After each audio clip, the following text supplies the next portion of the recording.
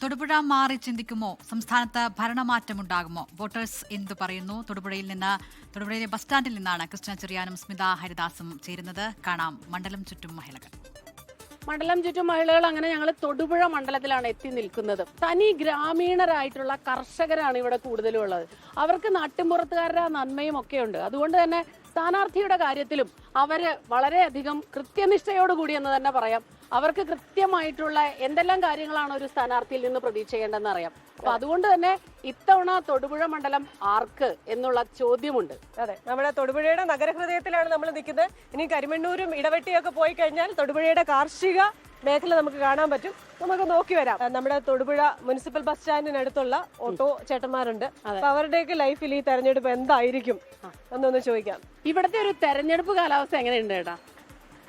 തെരഞ്ഞെടുപ്പ് എല്ലാ തെരഞ്ഞെടുപ്പും പോലെ തന്നെ പ്രത്യേകിച്ചൊന്നുമില്ല. അല്ല, നല്ല ചൂടേറിയ വാശിയേറിയ മത്സരമാണ് ഇത്തവണ എന്നൊക്കെ പറയുന്നു. ഇത്തവണ LDFന്റെ നല്ല സ്ഥാനാർത്ഥി വന്നേക്കണേ. അതുകൊണ്ട് അതനുസരിച്ചുള്ള മത്സരം കനത്ത മത്സരമായിരിക്കും. ഒരു ഭരണമാറ്റം ഉണ്ടാവുമെന്ന് വിശ്വസിക്കുന്നുണ്ടോ?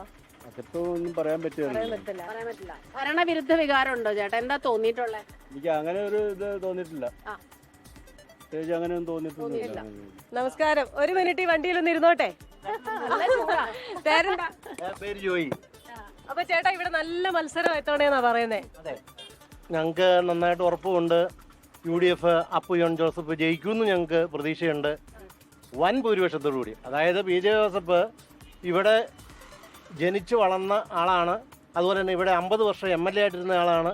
അതിൻ്റെ വികസനം നമുക്ക് മുന്നോട്ട് കൊണ്ടുപോകണമെങ്കിൽ അപ്പു ജോൺ ജോസഫിനെ ജയിപ്പിച്ചിട്ട് മാത്രമേ കാര്യമുള്ളൂ.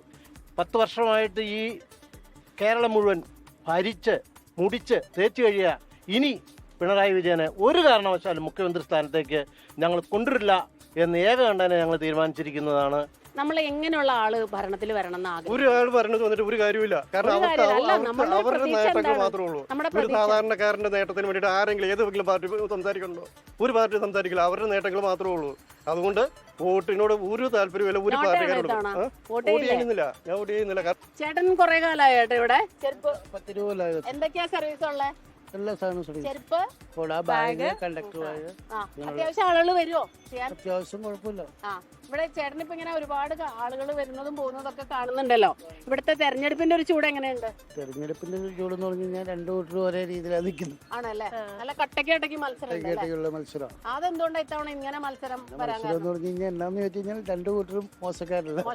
ഈ NDAക്ക് ഒരു സ്ഥാനാർത്ഥി ഉണ്ടല്ലോ, റോയി വാരിക്കാട്. അത് 2020 അത്ര പ്രത്യേകിച്ച് പറയാൻ പറ്റില്ല. LDF UDF തമ്മിലാണ് മത്സരം. അവര് തമ്മിലാണ് ഏറ്റവും കൂടുതൽ മത്സരം. എന്നാലും ഈ ചൂടിനിടയിലും ചേട്ടന്റേതായ ഒരു തണൽ സൃഷ്ടിച്ചേക്കും. എന്റെ ബാഗ് നന്നാക്കി തരുമെന്ന് പറയുന്ന ഒരാളോടാണ് നിൽക്കുന്നുണ്ട്. തെരഞ്ഞെടുപ്പിനെ കുറിച്ച് വല്ലതും പറയാനുണ്ടോ?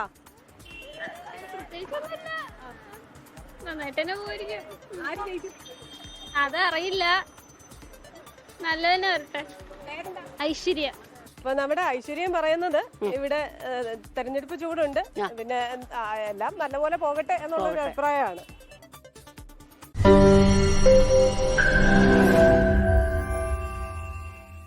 ലോകത്തെവിടെയായാലും ഏത് സമയത്തും 24 വാർത്തകളും ഓഗ്മെന്റഡ് റിയാലിറ്റി പാക്കേജുകളും എക്സ്പ്ലെയിനറുകളും വിശദമായി കാണാൻ ഞങ്ങളുടെ YouTube ചാനൽ നിങ്ങൾക്ക് സബ്സ്ക്രൈബ് ചെയ്യാം.